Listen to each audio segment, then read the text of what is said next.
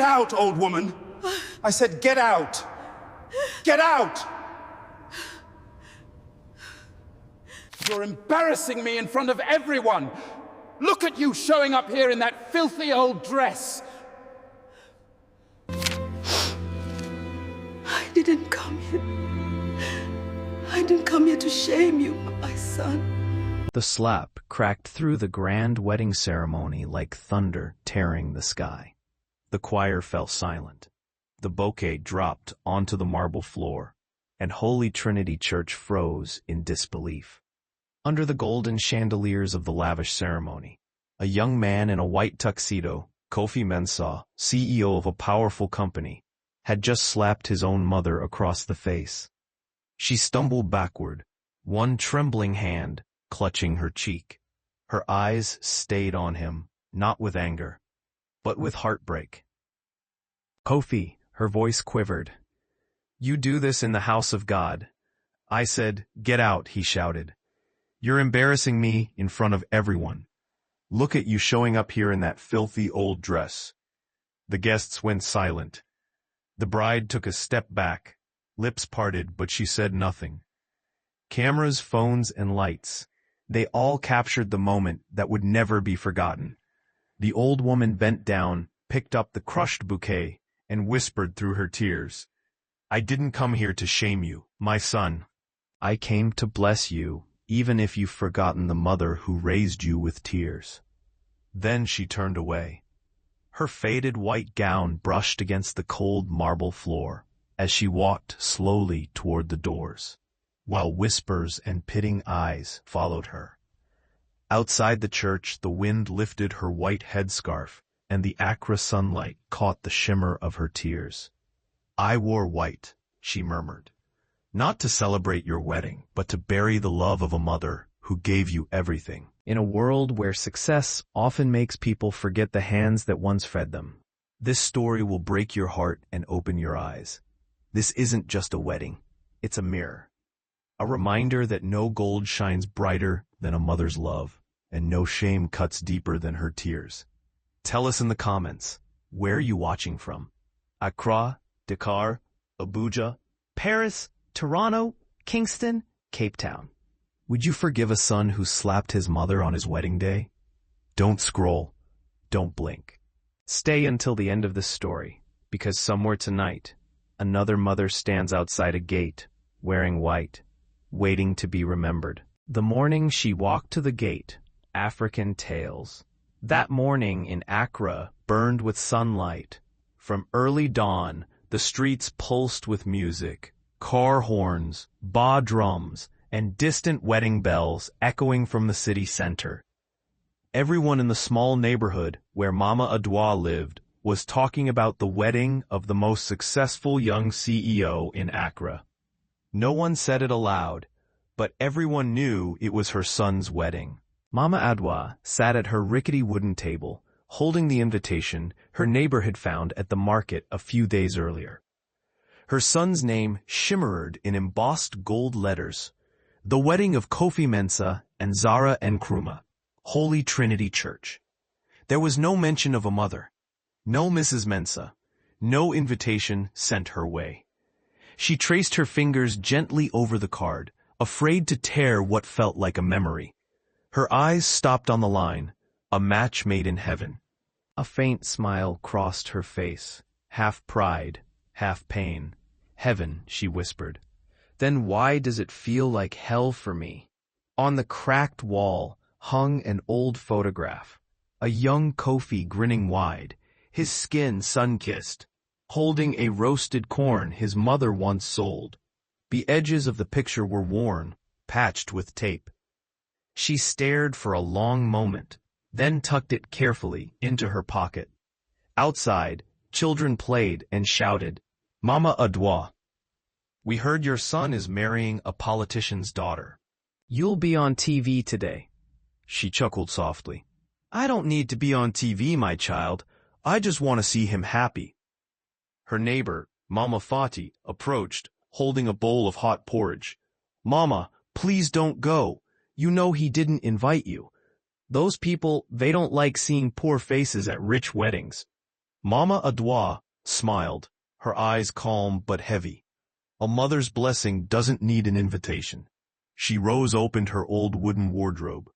Inside hung a faded white dress, the one she had worn years ago for Christmas Mass. She shook off the dust, pressed it gently with her hands, and put it on. Around her neck hung her late husband's necklace. The morning breeze drifted in, carrying the scent of last night's rain and the dust of Accra, the breath of a mother walking toward her fate. "If I can't sit beside him," she murmured, "I'll stand where he can still see me, even from afar." The road to the city center was long and dusty. She had no money for transport, so she walked one step at a time through the busy streets. Past luxury shops displaying the name Gold Coast Towers, the company her son had built.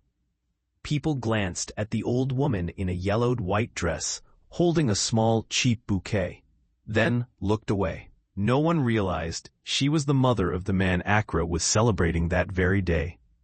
Under the blazing sun, sweat dotted her forehead as she reached Holy Trinity Church, a grand white church with angel-shaped gates. 2 security guards in black suits stood watch.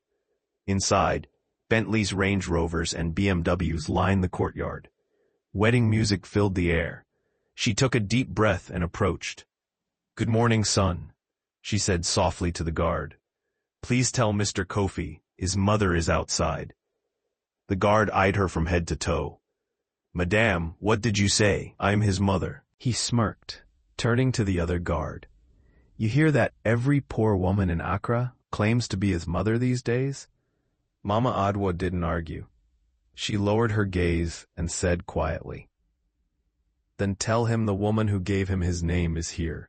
That should be enough." They didn't respond. One simply pointed away.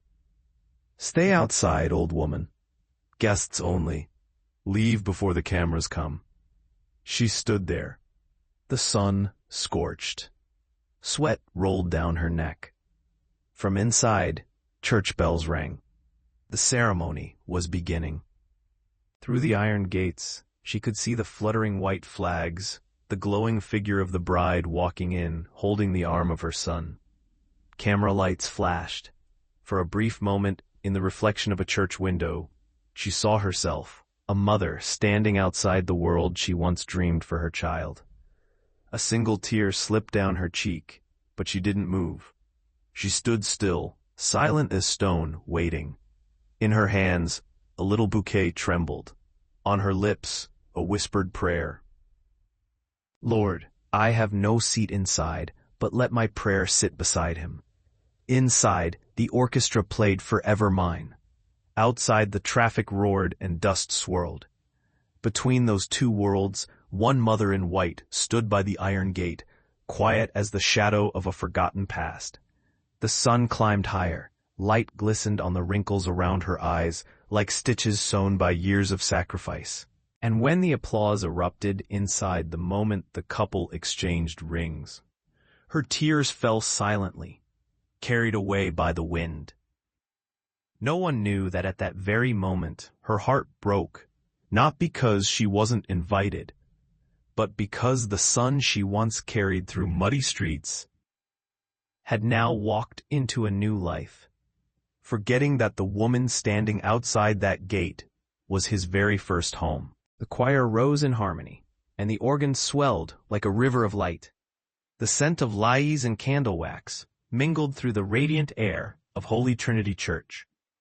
Colored glass spilled beams of red, blue, and gold across the marble floor like shards of happiness carefully fitted together. Zara stood beside the priest, her lace gown flowing like a white stream. Her smile was serene, yet her eyes kept glancing toward the doors, as if memories that did not belong to her wedding day were quietly knocking to come in. In the front pews, powerful guests murmured softly, their bracelets chiming like tiny church bells. Kofi stepped forward another half-pace, adjusting the cufflinks on his tuxedo. The satin shimmered like ripples of light. He took a deep breath, scanned the cathedral, every eye fixed on him, and brushed away a shadow that had crossed his brow. Stay calm, he told himself. Today must be perfect.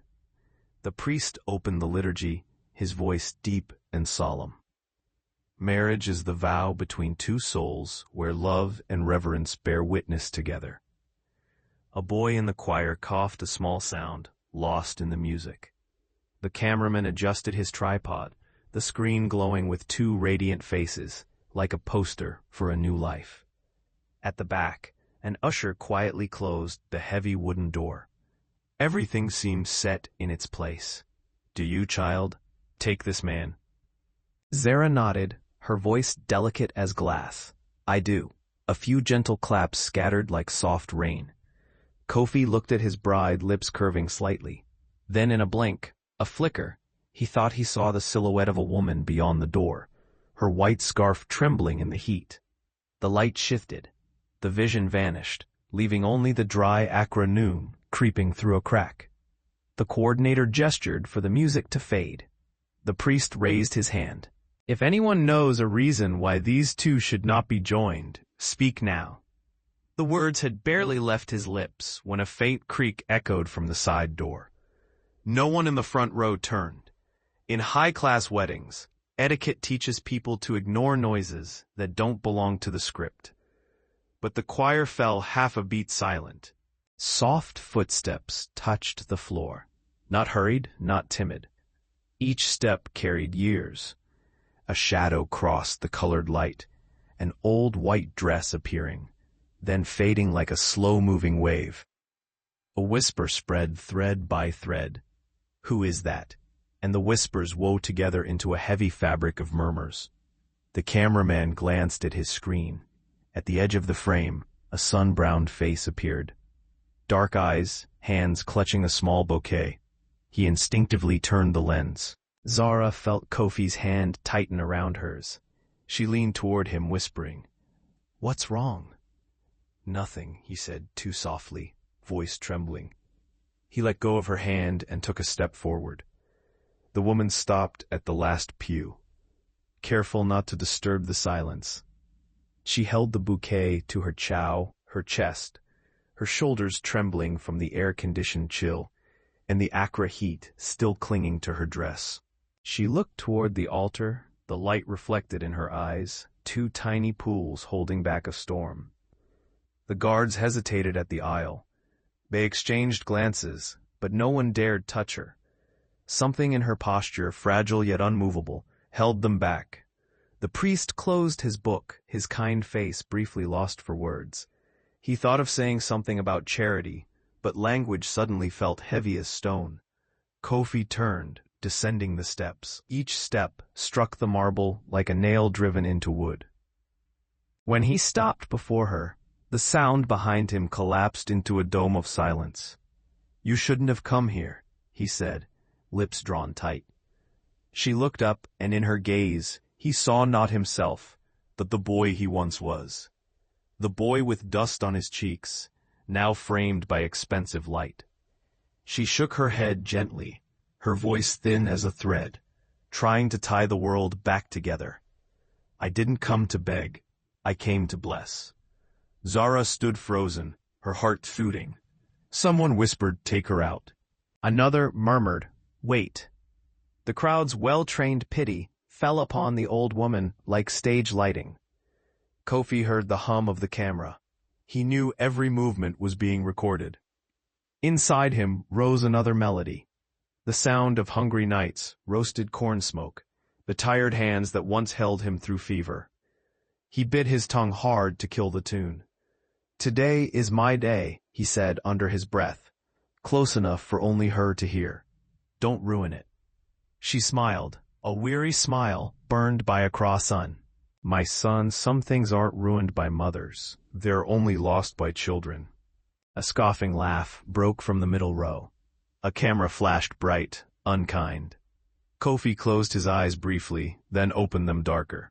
"Leave," he said, every syllable sharp. "This isn't your place."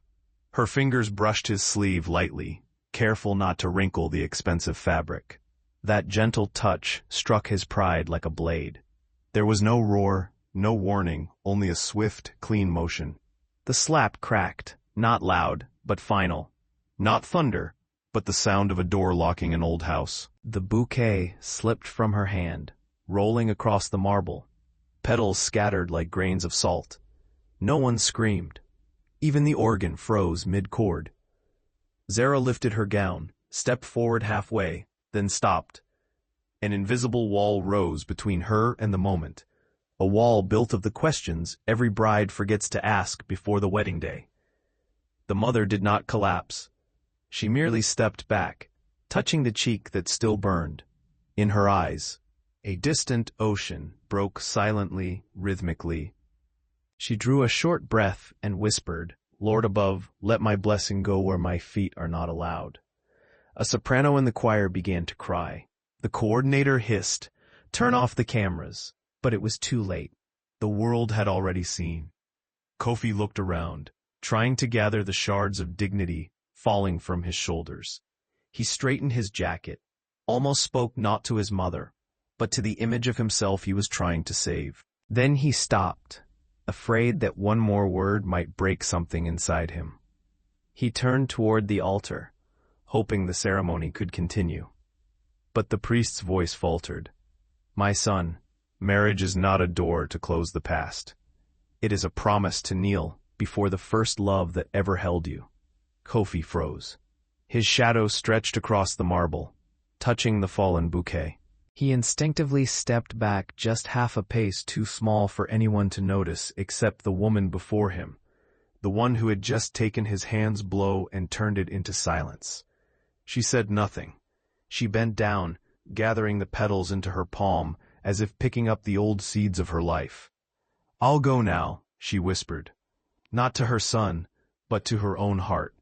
"Not because you sent me away, but because blessings belong outside the walls." She turned. Every step she took left a pause in the choir's harmony, as if a familiar alto voice had quietly withdrawn. When she reached the threshold, the noon heat rushed in, lifting the hem of her faded white dress, the sunlight turning her scarf into a small, fluttering flag. Outside, the city kept moving. Inside, the priest closed his book, and the crowd remembered how to breathe. Zara lowered her gaze, refusing to look at Kofi. The cameraman slumped into his seat, knowing he had captured something that would outlive his hard drive, something that would enter the memory of a city. And somewhere above, the church bells rang 3 times, not in celebration, but in remembrance. 3 bells for a marriage, and for the hollow sound now echoing inside a son.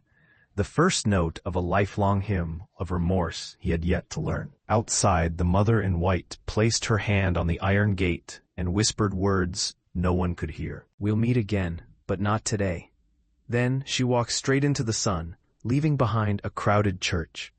Suddenly too small for one simple thing, a place to rest. The hands that once carried them through hunger and hope. The next morning, Accra woke to the sound of phone notifications.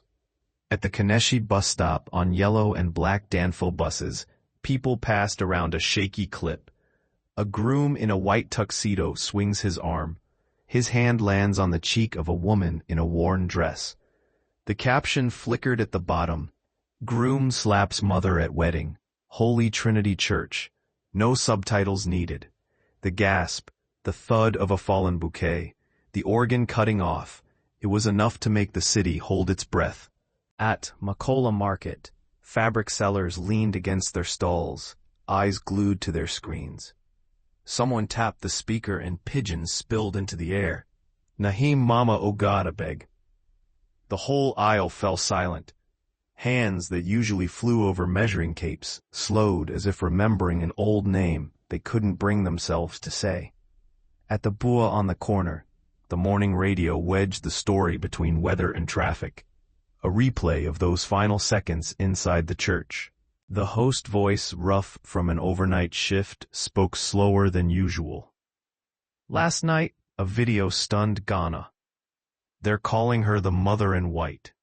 And the question haunting the city is this: how high must a man climb before he can no longer see where he came from?" Along the road, Gold Coast Towers billboards. Kofi's smiling face beside the slogan, "We build futures," shifted meaning in the eyes of passers-by. That smile now looked like a fine cut glinting in the sun. On the 18th floor of Gold Coast Tower's headquarters, the boardroom was bright. Fresh coffee couldn't mask the metallic chill of a morning when something had broken.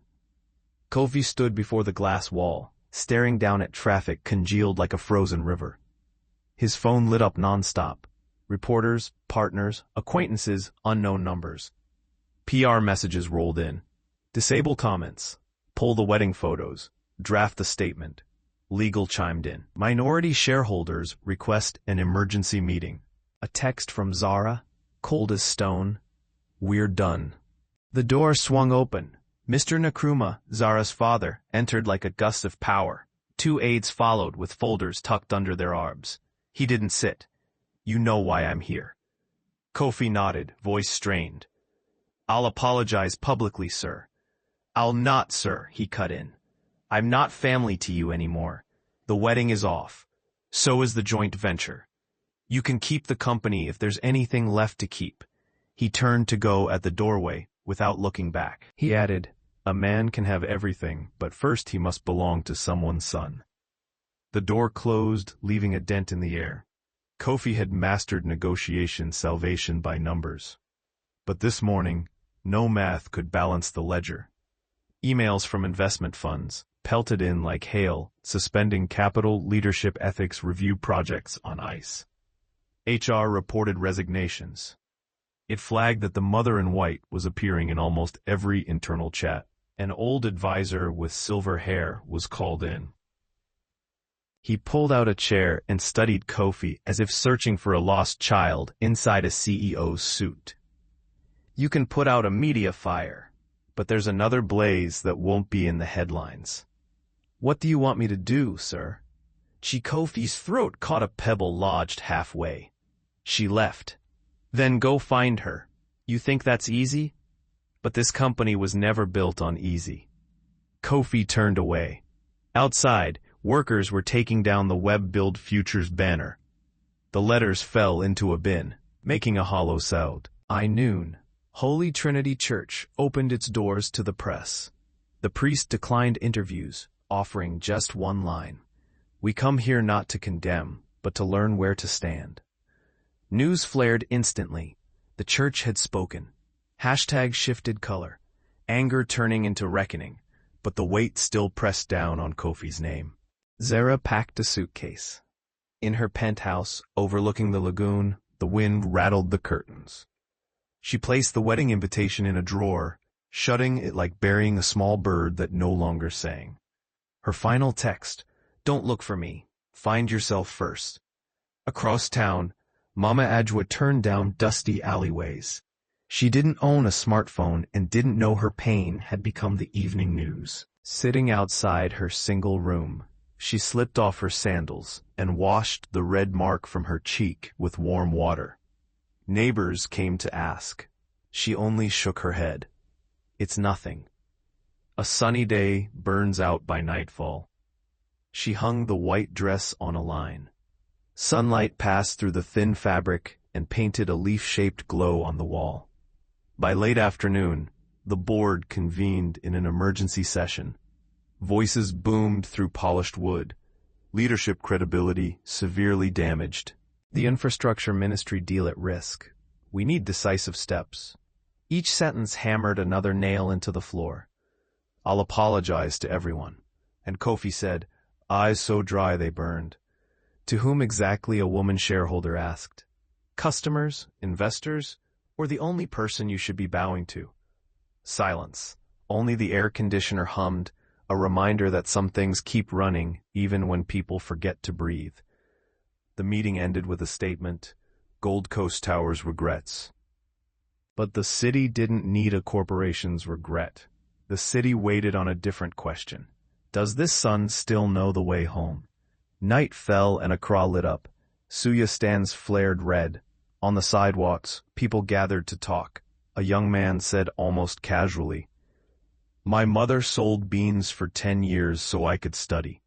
I kiss her hands every Sunday."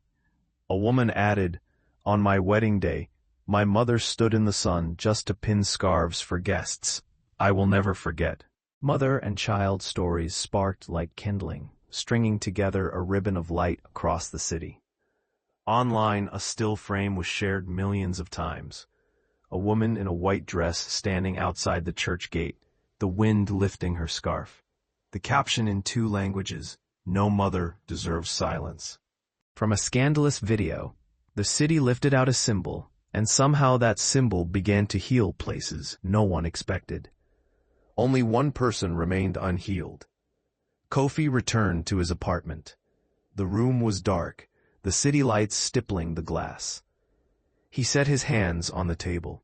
They felt light, as if they weren't his. On the counter sat a small package delivered that morning. An old photograph, a gap-toothed boy clutching roasted corn, standing in the red dirt market beside a sunburned woman, smiling gently. On the back, a tilted line of shaky script. "If you ever forget your mother's face, remember the hand that fed you." He sat the photo resting on his knees. Somewhere far off, ba drums beat slow. So slow he could hear between the beats the sound of a prayer unsaid. Outside wind moved across the spot where the billboard had been, carrying the smell of dried glue and dust into the room. The city had judged. Shareholders had decided. The bride had gone. Only one door remained unopened. He stood, grabbed his jacket. No appointment, no motorcade. Accra stretched ahead like a road without signposts. At the end of it, a small rented room, a sagging clothesline, a white dress drying in the night breeze, and one word he had not yet learned how to say sorry. That night, rain poured over Accra like the heavens had broken open. The streets, usually choked with people, shimmered under dim lights and the hiss of tires slicing through puddles. Raindrops fell onto the half-dismantled Gold Coast Towers billboard. Only the letters G and C still hanging, swaying in the wind, like 2 fragments of a memory that no longer fit together. Kofi walked alone. No umbrella, no car, no bodyguards. His shirt clung to him. Rain mixed with sweat. Salt stinging his lips. Each step he took made the streetlights flicker faintly. In his head echoed the slap, the falling bouquet, and his mother's trembling voice. "I didn't come to shame you. I came to bless you, even if you no longer remember the woman who raised you," with tears. He had lived the past few days like inside a dream, collapsing in slow motion. Shareholders gone, headlines condemning him. The bride vanished like mist. Only one question haunted him. Where is she now? The old housing compound behind the abandoned bus terminal smelled of rust and rain.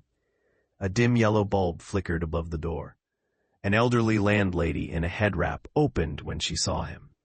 The light from her single bulb fell on Kofi's face, and she froze. You're her son, aren't you?" He nodded. His voice cracked with cold. "Yes, my mother, Mama Adwoa. Is she still here?" The woman was silent for a long time, then sighed. "She left 3 days ago, told no one where. She only left a bundle of dry flowers and a note on the table." She led him inside the tiny room. It was nearly empty, just a bamboo bed, a few neatly folded clothes, and on the table, the wilted bouquet. The smell of damp walls and fading petals mixed into a sweetness that hurt to breathe. Kofi sat down, hands trembling as he picked up the note. The paper was blurred, the handwriting crooked, but still legible. "If you return, don't look for me. I forgave you with the first slap. Live as if each morning I still sweep the yard, and each night I still light the lamp waiting for you. I carry no anger, only prayers. Learn how to bow your head, my son." Kofi bit his lip. His tears blended with rainwater. He pressed the note to his forehead, trying to feel the warmth of the hands that had written it. Outside, rain drummed on the tin roof. Thousands of drops sounding like footsteps coming home. He stepped under the awning, looking up at the downpour. Accra rain had its own scent, hot dust smoke, and the quiet tears of people who never got to cry. Through the sheets of water, he thought he saw her walking slowly across the alley, her white dress clinging to her bouquet in hand. He called out, but only the wind answered. The vision dissolved into the rain, leaving him shivering in its place. He kept walking to Holy Trinity Church, where it had all begun. The doors were half open, the inside dark. He entered. Each step echoed long and hollow. The altar was still there, a faint brown stain on the marble floor, the spot where her bouquet had fallen. He knelt, rain dripping from his hair onto the stone. God, he whispered, voice trembling, I built towers that touched the clouds, but I forgot how to bow. I guarded my name, but lost the hand that once shielded me from rain. If she can still hear me, please let me see her again, even if only in a dream. No answer came. Only wind swept through the stained glass, and lightning flashed, filling the nave with white fire. His shadow appeared on the wall, small, lost, and human. Outside, the rain began to ease. Street lights shimmered across wet asphalt. He walked through the night until dawn bled over the city, faint and pale. A street sweeper paused beside him, recognizing his face. Last night, the man said softly, I saw an old woman in a white dress walking the other way. She smiled, then disappeared in the rain. I thought she was an angel. Kofi froze. A gust of morning wind brushed past, dropping a single white petal into his palm, thin, fragile like ash. He closed his fingers around it. No one had to say anything. He understood.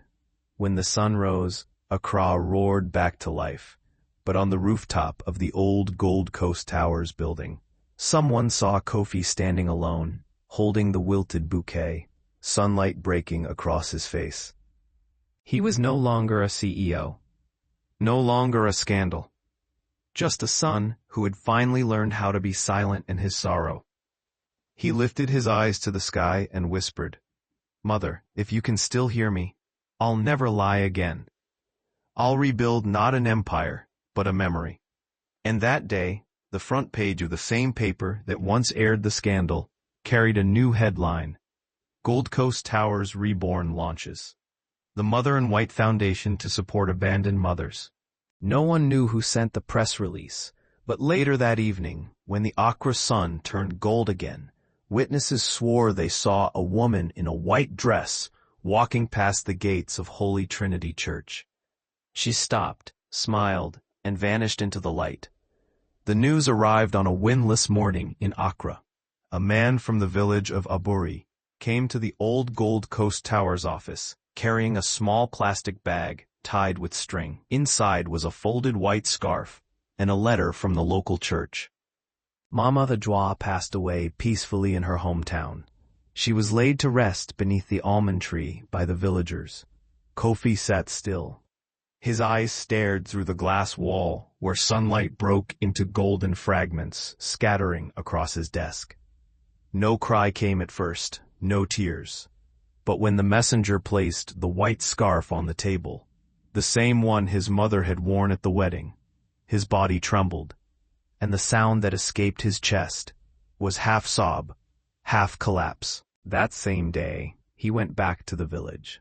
No entourage, no press, no car with tinted glass. The red dirt road opened before him, and the familiar smell of wet brass and burnt straw rose in the air. The villagers recognized him. They whispered, but no one spoke harshly. In the countryside, when a mother dies, silence is the highest form of respect. The grave lay beneath a large almond tree, surrounded by tall grass. A small wooden cross stood at the head, carved in shaky letters. Mama Adwoa, a mother of tears and mercy.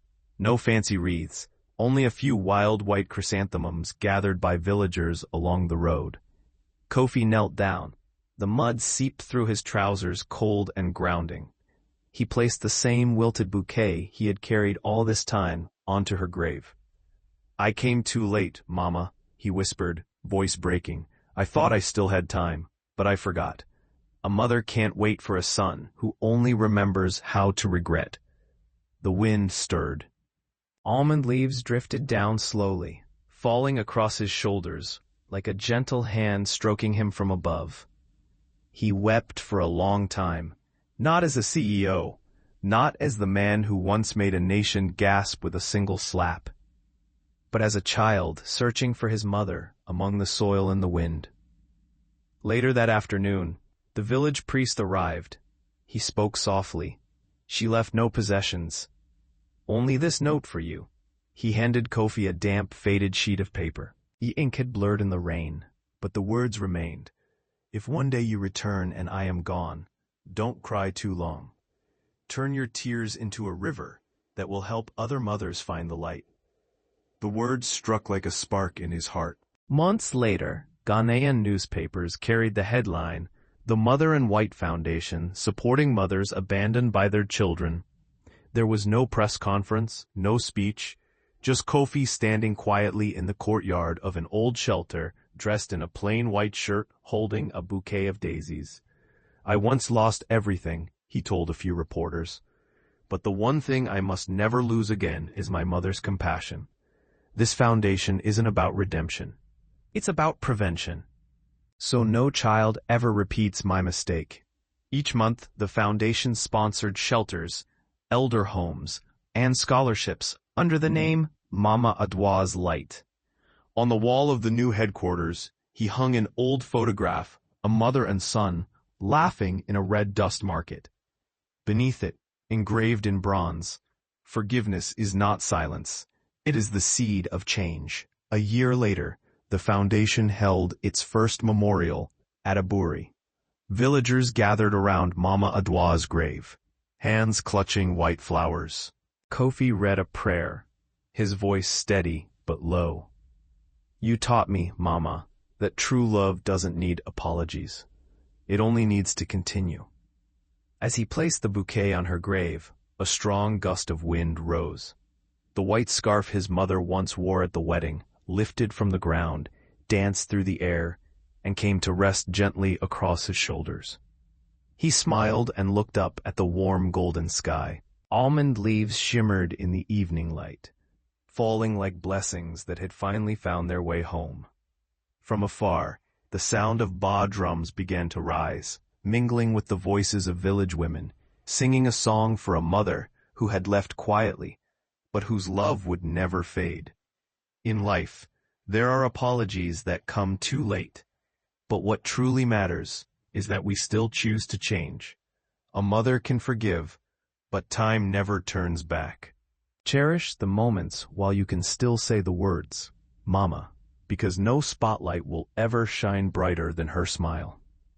Mama Adwoa may be gone, but the mother in white lives on a light guiding thousands of forgotten mothers. Her story is not only one of pain, but a call to awaken every heart. A reminder to all of us who chase success and forget the home that once built us. If your mother is still here, thank her today. If she has already gone, do something good in her name.